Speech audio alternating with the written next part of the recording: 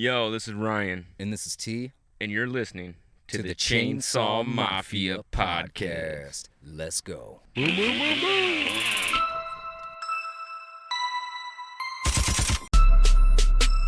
Yo, yo, yo. Yo, yo, yo. This is Chainsaw Mafia podcast. This is straight from the bucket truck. This is Chainsaw Mafia podcast. This is Chainsaw Mafia podcast. Boom, boom, boom, boom. What's happening, Mafia? Back in the place to be, the bucket truck. Back in the bucket truck once again. And this is how we do it. It's Friday after work, and we are getting ready to drop another one for y'all. What's happening, everybody out there? We got some cameras and We shit got some different now. stuff going on, man. Yeah. Got a lot of distractions. We got a lot of shit. It's a lot of pressure, okay? But hey, this is what it takes to bring you the quality content that you deserve. Diamonds are formed under pressure. What would you know about pressure? So anyways, it's been a crazy week. Not really. It's been kind of a chill week, but We don't get no more chill than this, man. Every fall, we do our city work. We got a contract with a local city that we got them on a 3-year contract. We do all their removals and trimming for all city trees. And we usually save it for the end of the season. We switch from our traditional bid a job and hurry the fuck up and get it done. You know, time is money, to an hourly gig. So it's a lot different, man. It's a lot different on my mind, I'll tell you that. it definitely is. It changes the dynamic of let's blast through this because we're not leaving till it's done. Right. I mean, believe me, we're not lollygagging by any means. No. It's just a different feeling, you know what I mean? It's not like, hurry up and get this done to make more money in the amount of time. It's, Pace yourself. well, yeah, you know, there's more to go. There's one right after it, you know what I mean? Right. So, We're going to be here for weeks. This city does it right. You know, they actually, if I'll go in, bid a tree for a private resident, you know, say $1,200 or something. We can knock that sucker out, 3 hours sometimes. Right. You know, this city will get the same $1,200 tree done in 3 hours at the hourly rate we charge them. Does not come to $1,200. No. You know, so they get over, they do it right, and I like working with them because they're actually one of the smarter cities we deal with. You know, whenever we usually do deal with municipalities, it's a lot of red tape, it's a lot of, oh my God. Yeah, it seems like they're kind of like, you stay out of our way, we'll stay out of your way. Here's a list, do it. They know that we're good for it. I've been doing it for years, even before my company got the contract. My previous boss, who I bought out, used to have the contract. So I've done the work for the city for a long time, and I enjoy it. It is cool. It's a different vibe. The people out there are always interesting. Well, what's crazy is, man, we get to work in the morning, and they're city trees. You know, they're the trees between the sidewalk and the road. And so there's lots of cars and, you know, parked, and trying to wake somebody up in this town before noon is fucking crazy. It's a ghost town until noon. There is something odd about this railroad town. I'm going to allude, and I think you'll understand if you're from around, if you know us, you know what town we're talking about. It's very odd, though, that we show up and it seems like we got to kind of tippy-toe around in the morning because everybody's sleeping. Right. I mean, we start up our brush grinder at like 10 a.m., and you got people looking out their shades like we just disturbed them. Yeah, It's like, dude, it's 10 o'clock in the morning. Here comes Mary Beth and her moo-moo Right. walking out like, God, I'm trying to get my beauty Well, sleep. no, they all want their trees done, Right. but they want it done on their time. Exactly. You know, it's like, hey, are you guys working for consumers? Right, Are right. you guys working for the city? Yeah. Who are you guys working for? I want my tree trimmed. Are you doing my tree?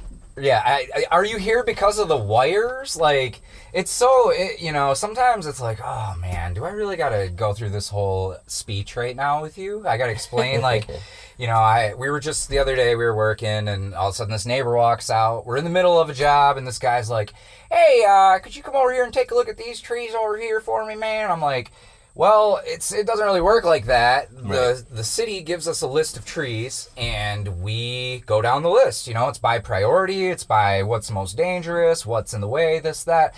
I was like, if you get a hold of the city, they might throw it on the list for you, if it's a priority type of thing.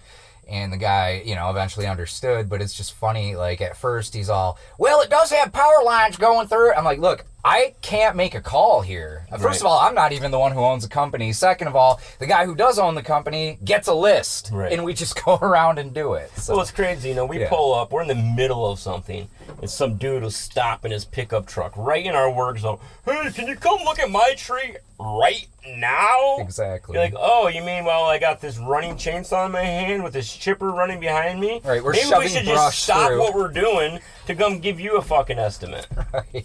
I mean, come on, man. Yeah, well, that's just how it is, you know. Last episode, we talked about Karens. Yeah, some people think that the world revolves around them. Dude, most people think. Most people do. You know, when you watch idiots drive, you can tell that they are concerned with no one but themselves. You know, they can't see the forest from the trees. You get me? There's a little fucking tree pond for you. One good thing about this city thing, today we were working in a back alley, and right behind a barbecue, what was the name of that place? Union Smokehouse. Union Smokehouse. Holy shit. Yeah, the owner came out, said, he heard your boys making some noise. yeah, he did. He heard us back there running some chainsaws, running some chippers, and he said, I got lunch today, fellas. He did. And he took care of us. He gave us some barbecue rib tips. He gave us all our own barbecue... like a pulled pork? Pulled pork sandwich on toasted bun. Oh, man, it was amazing. Yeah, Ryan couldn't get enough of the toasted bun. That was my favorite part, bro. It's those little details. No, honestly, it is. The little details. It absolutely is, man. And it was awesome. I mean, OG Diesel, he was... the whole time we smelled that place, I was like, I'm eating the fuck out of whatever is coming out of there. I don't even give a fuck. They do it right. Yeah. They do it right. I'm going to eat it. So check out Union Smokehouse. Big shout out to those guys. I hope you don't mind us being a bunch of wackadoos if you do listen to this. No, actually, your food is amazing. Listen, if you guys happen to be in the Durand area, there you go. And Railroad. You go to Union Smoke Station, Union Smokehouse. Tell them the Chainsaw Mafia sent you. Tell them that we said that he will hook you up. There you go. There you go. Don't stand for less. Don't stand for less. Toast them buns, baby. No, but in a previous episode, we talked about the Tree Care Industry magazine. Yeah. I mentioned before, it's free. Anyone that's into trees and chainsaws, I recommend you guys subscribe to it. It's 100% free. It's an awesome magazine. But we started talking about the accident briefs. So every month in that issue, they have the accident briefs from the month previous. So actually, this is September's issue, and it has July's accident briefs. So in the month of July, there were 5 tree worker fatalities. Fuck. 5 tree worker fatalities. Rest in peace. Yeah, fellas. R.I.P. to those guys are also part of the Chainsaw Mafia. No shit. You know. Yeah. But then there was also 4 serious injuries. Also, there was a serious injury for a civilian. And what's that mean? Yeah, so on this right here, the red human outline are civilians. Uh-huh. We'll put up a screen of this. The one with the circle around it are civilians. The ones without are tree workers. There you go. Yep. Okay. So right here at the top of the list, there were I didn't know if it was saying that guy was on pills. That guy is a pill. That guy was on a lot of Vicodin. That guy was very is a high, Vicodin. and he fucking died. Honestly, dude, that looks like a hit of acid I took at a fucking concert before. I had that same little fucking Yes, it was called the Archetype, and you felt like fucking Zeus after you took it. Yeah, so right here in the headlines, the one that's really stuck out to me real quick on the accident briefs, this one right here says, homeowner gets stuck 60 feet up in tree. What the fuck? Yeah, so firefighters assisted a homeowner who got stuck approximately 60 feet in the tree, July 11, 2020, in Aberdeen, North Carolina. Oh, shit. I tell you, if you live in Aberdeen, North Carolina, You probably got stuck in a tree a time or two. Yeah, you probably You have. know? So it says multiple agencies responded to the scene to rescue the homeowner, who had been attempting to cut the tree down when he became overheated. He began experiencing heat cramps, causing his hands to lock up. Oh my God. So we haven't hit the man's age yet. I wonder how old this fucking guy is. He's up in the tree and just locks up. He's like, someone toss me up some Gatorade. I'm stuck in the tree. Dude. Rescuers were going to bring in a ladder or tower truck, but would not have enough room between the two fences to get the outriggers out and level. Instead, Joe Mancos, a local man with experience in high-angle rescue, climbed the tree. Here comes old Joe Mancos, baby. Joe Mancos come from around the corner. Hey, what's old Doug doing up in that tree? Hey, don't worry about them downriggers. I got this shit, boys. Hold on. It doesn't even say, like, what, it just says a man with experience. They're like, in you gonna high-angle. use a harness, Joe? He's like, get that pussy shit out of here. I got experience. You fucking liberals, let me fucking climb this fucking tree. Firefighters were using ropes to provide the man with Pedialyte the entire time. After getting about 3/4 of the way up, Mancos was able to communicate with the man, who told him the cramps were feeling better and he felt safer to climb down. Dude. The rescuers took about an hour and a half. The rescue took about an hour and a half. The victim was checked by paramedics on the scene and released. Talk about a waste of fucking, first responders. No shit. Well, let's talk How about... come his fucking old lady didn't bring him out some Pedialyte before you called the fucking fire department? And how come Joe Namcos isn't on the fucking cover of this magazine this month? Because that guy's the real MVP here, is he not? Man, I hate to bring, to laugh about the accident priest, but this was a fucking great one. Jesus, man. This was a great one, man. Dude, Joe Namcos, shit. hey, take a note. We're gonna fucking get a hold of this guy. We gotta... I'm gonna look for him, man. We gotta find him. Aberdeen, North Carolina. Joe Mancos. Mancos. Dude, his name's Joe fucking Mancos. He's experienced with high-angle rescue. He was either going to be a high rescue climber or a fucking baseball all-star. Joe Mancos, So that was a funny, lighthearted one. That was great. But the next one, this one right here says, tree operator dies on the job. Womp womp. Robert Leroy Kiefler III, 30 years old, of Georgetown, Ohio, died July 18th, 2020, in a tree trimming accident. Dude. He was the owner and operator of Keithler Tree and Lawn Service. No details on the accident were reported. Rest in peace, man, I mean, this is a dangerous ass job. I just seen a meme online talking about, it wasn't really a meme, it was just a post talking about why self-employed and professional businesses charge as much as they do. It's not just their skills.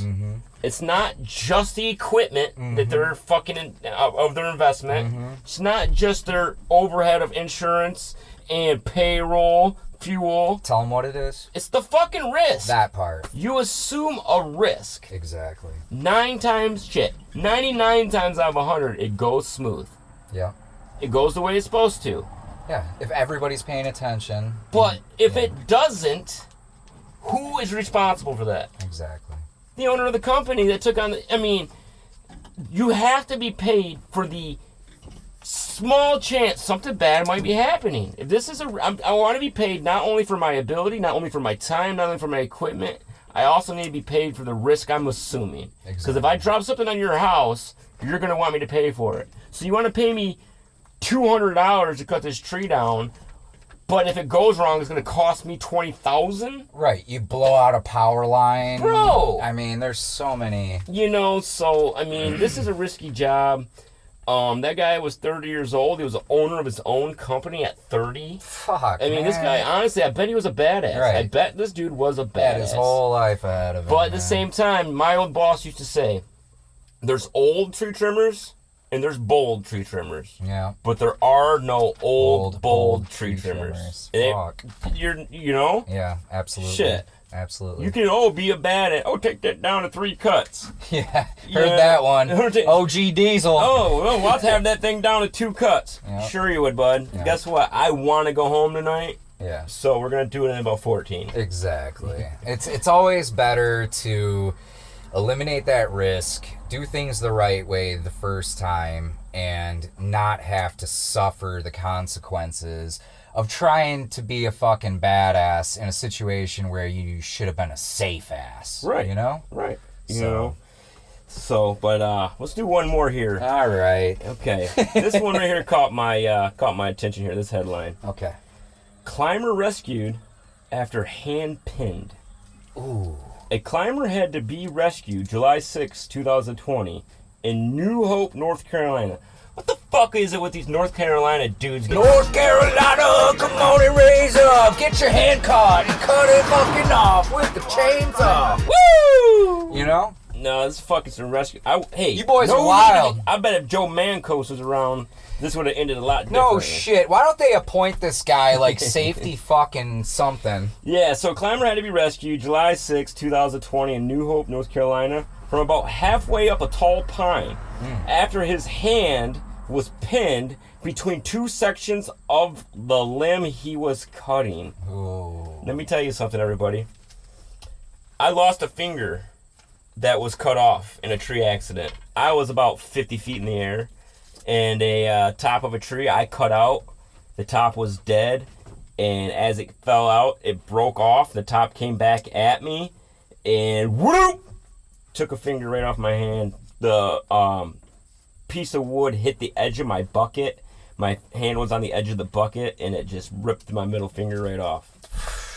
It was reattached at the hospital. It was the craziest thing in the world, man. So, You know, you mentioned that, I think on the last episode, and we didn't get to tell the full story. Of what happened. so there it is. You know, it smacked. You know, it blasted my hand. This is what I thought. I thought it like hit my hand, shot blood out the end of my finger. You know, smashed my finger real good. So I pull my glove off, and as I pull my glove off, I get it off, and I see that my finger's not on my hand. It's still in my glove. Oh my god. So I put my glove back on, come down. Actually, let me rewind here. It's Friday. Yeah. We go home about 4 o'clock. It's about 3:45. We're working for the road commission. This was my old boss. I come down, I'm done, took down the last tree. It's 3:45. We go home at 4. Shit, it takes 15 minutes to clean up the job site. Hey, bud, let's do one more. We're doing a row of dead maple trees along the edge of a ditch for road commission. Friday, time to go home. Let's do one more. But the job wasn't done. Right. It wasn't like we did this last tree and we're done with the job. We got to come back Monday, bro. Right. There was no reason. So, okay. So me, it's Friday. I had plans, I assume. Mm-hmm. I started cutting them too big. I started taking bigger risks. Because you want to get the fuck out of there. I'm mad at that point. Yeah. So I go to blow the top out, blow my finger off. Come down. Hey, bud. He calls me bud. So, hey, whenever I call him bud back, it's usually because I'm pissed. It's like, fuck you, buddy. You know, so hey, bud. Gotta go to the hospital. He's like, what do you mean? I pull off my glove. Jesus, bud, he says to me. What'd you do? What'd you do? Yeah, what'd you do? I said, bro, one more! Exactly what I said. Yep. One more. So one more. I felt bad because the helper, my ground guy at the time was my cousin. He actually sat on the side of the road. So we got in the fucking truck. He drives me to the hospital. We're sitting and my cousin is back at the job site, stuck there. While we're at the hospital, you know what I mean? By the time we got to the hospital, by the time I got... Dude, shit show. Oh, it's almost dark by the time he gets back, though. You know what I mean? Oh, my God. Oh, God. So I'm back there. The doctor comes up. He goes, you want me to burn it shut or sew it back on? What do you... Are you kidding me? Okay. I mean, what do you think? Because I said, what do you think? Yeah. He goes, I'd like to try to sew it back on. All right, bro, give it a shot. Get out the fucking sewing machine. The guy though, this is what gave me the confidence in this doctor. So I was taking a picture of my hand at the time before he started back on. I was taking a picture with my cell phone. Yeah. He says, "Hey, send me a copy of that." Yeah. I said, "Okay." He said, "My email is doubleeagle@gmail.com." I said, "Double Eagle?" He said, "Yeah, I got a hole in one the other day. I changed my email to Double Eagle." I'm like, this dude's a fucking badass. Me and you just went golfing on Tuesday, too. Yeah. So, you can imagine hitting a hole in one. Oh my You God. gotta be a fucking badass. I'd drive the golf cart right into the fucking pond, dude. I swear to God, I'd freak the fuck out. As soon as he told me that, I'm like, this guy's the guy. This is the guy to do it. Absolutely. Double Eagle. You got the Double Eagle treatment. That's amazing. Yeah, it was great, Yeah, man. dude, fucking speaking of golf, let's touch on that for a second because I wanted to bring this up. Golf, okay? If anybody knows me out there, if you've grown up with me, you know that golf and me, that doesn't seem like two things that would go together. But this year alone, I played twice now this summer with Ryan here, and I gotta say, I fucking loved it. Both times. It's the third time I've ever played in my life, and I gotta say, I'm getting pretty fucking good. I might join some tournaments and stuff. I'm just gonna call it right now. Well, before I'm famous for golf, you know. There's two ways to go golfing. You either go shit-face style. Exactly, which was the first time we went. A blast. You can't Oh my go God. wrong. You cannot go wrong Yeah. going shit-face style. So fun. The goal is to get hammered. If And you know who how gives a to shit? Yeah. rig your golf cart, Oh yeah. if anyone knows how to rig their golf cart with the governors, Yeah. I drive with in my golf bag. I have a little pack of zip ties, Yeah. so I always rig my golf cart. Rig And 'em. We fucking doing donuts in that bitch. Oh yeah. So, or if you're actually decent at golf, it's also fun to try. Right. I'm serious. It If is. you're actually decently good and you go out there and say, "Hey, I actually want to do good and try to actually get a good round, get a good score," Yeah. that's fun. Right. It really is. Right. Even when you do shitty, because you still see it's always that one good shot that keep right when you're ready to quit. Right. I'm done. This is the dumbest sport ever. Right. Boom, perfect. You're like, this is fucking badass. I love this Exactly. sport. This is so fun. It's weird for me. It seems like, and it seems like a common thing that happens with other things that I try to do, like where I'll start off, and if I start off strong, you know, I have some good shots and stuff, and I'm feeling good and confident. I'm not thinking too hard about stuff. I'm doing pretty well, and then I get about to like the fifth hole or so, and I don't know what the fuck happens, dude, but it just starts falling apart. Like, I have like one or two shots that are absolute shit, and then from there, it is just, it's a fucking anybody's guess what I'm doing. I might as well be swinging the fucking backhand or something, dude, because it is insane. But either way, though, both times I've had a lot of fun, and I want to play more golf. I wish I would have played more when I was younger, but Yeah, it's a good time. It man. is It's a fun, good dude. time. And you know, it's more fun the better you are, I bet. but you can't get good without fucking doing it. You know what I Exactly. mean? You can't get Like good you without said, playing. we'd have to play like 10 times a summer to even get to the Oh, point where just 10 times where a I summer was isn't like, even a lot. yeah, But yeah. if you did that, You'd be able to get, Yes. you'd be able to push yourself through I a agree. game. I agree. Even a shit game, you'd be able to make it through. Like, Right. we're out there fucking, you know, I'm looking over my shoulder, I'm grabbing the ball, tossing it, you know, a little inside the fairway there. Or no, or we lose Well, fucking, no, I listen, lose balls all, the I way- suck. no, I played no. 3 Listen, times. when you're not actually a fucking tour golfer, Right. we always, on my golf league, we used to have a rule: give yourself a shot. Yeah, yeah. If you're behind a tree, Right. don't hit sideways to hit forward. No, give yourself You're a not shot. Arnold fucking Kick it from Palmer. behind there. If your ball's plugged, Right. pull it out. Give yourself a shot. Yeah, it's don't- hard. You can have the perfect lie in the perfect scenario. And still it's- fuck it up. Right. So why fucking make it miserable on yourself and try to do something that's impossible? Exactly. But Fucking. anyways, man. Hey, I came across this video on Facebook. Oh, You know, boy. I'm a part of a bunch of chainsaw groups, tree groups. One of the good ones is the Saw Shack.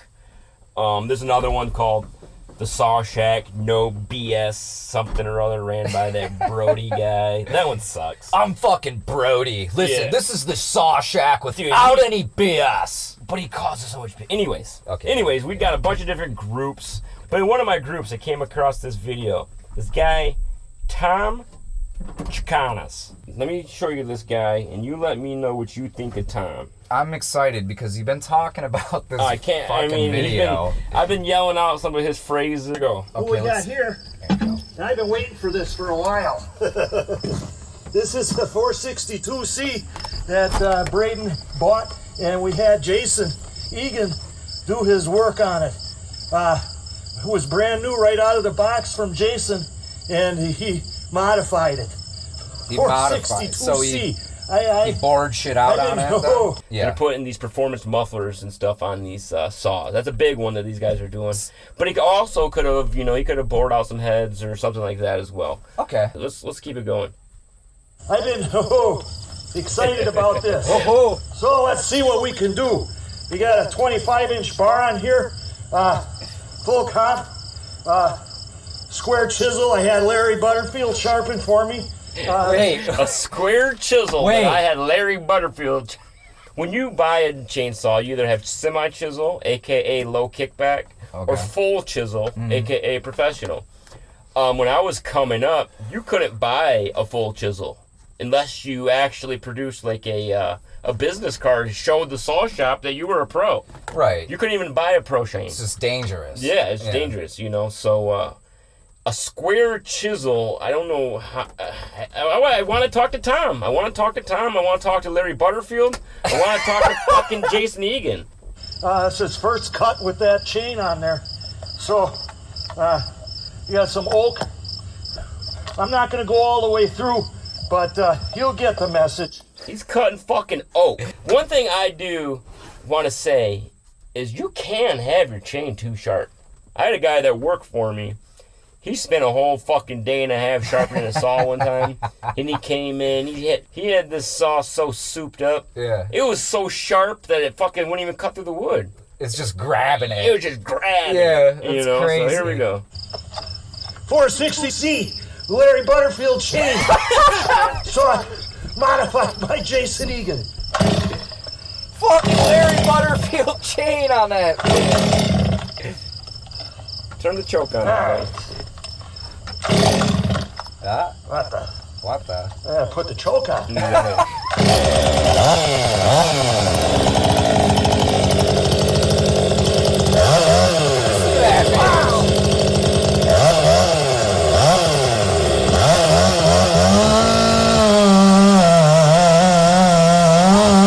He's yelling back.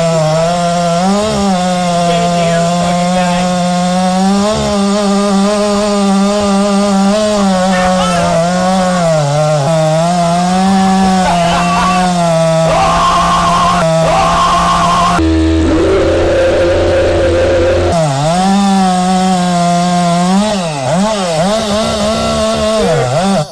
He's at 462C, Jason Egan, Larry Butterfield chain.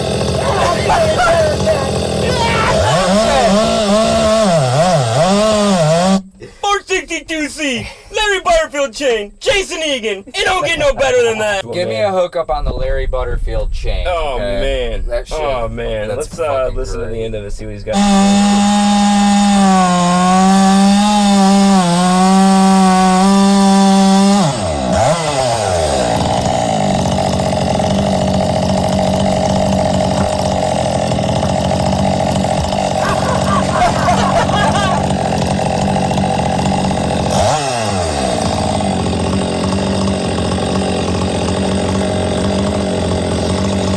That fucker's all balls though. It's just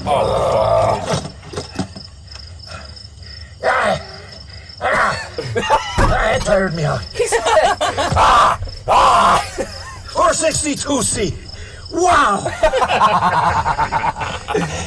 460 462C. Wow. Tell me that's not the fucking greatest saw man you've ever seen. Oh, what? Tom Chicanas? Yep, that's Tom Chicanas. Bro. He's out of Wisconsin. I found him on Facebook. I sent him a friend request and I sent him a message. Oh. I'm gonna try to get a hold of this guy. We If we could get him on the podcast, it'll be God. fucking amazing. Get some of them custom fucking Larry Butterfield. Oh my God! If I could chains. get a Larry Butterfield chain, man, I don't think Right. I'd ever fucking run the thing. I'll fucking get 2 of them. You can call me 2 Chains. No all right? shit. Whatever you I'll wanna wear them do. around my neck. Exactly.